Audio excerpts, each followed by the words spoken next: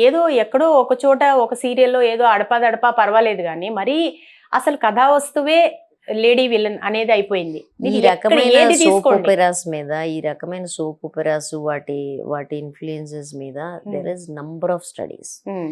ప్రపంచవ్యాప్తంగా even Hollywood ప్రొడక్షన్స్‌లో కూడా ఇలాంటి సోప్ ఒపెరాస్ విపరీతంగా వచ్చాయి. విమెన్, ఫ్యామిలీ వీళ్ళు ఇంట్లో కూర్చొని ఇవే చూస్తారు. మానవ సంబంధాలే చూస్తారు. ఇంకేం చూడరు అని మొదలుపెట్టి దానికి వీళ్ళకి ఎడిక్ట్ చేస్తారు. గతంలో వారపత్రికలు ఈ పని చేసేవి. సీరియల్స్, వారపత్రికలు. ఆ దాంట్లో కూడా సీరియల్స్ ఉండేవి. తరువాయి సంచికలో మిగిలింది తరువాయి సంచికలో అని అవునవును. పెట్టి వచ్చాయి. ఇస్తారు. అవును. అప్పుడు కూడా ఇల్లాళ్ళు వాటికి ఎడిక్షన్లో ఉండేవాళ్ళు. ఇప్పుడు వీటికి ఎడిక్షన్లో ఉన్నారు.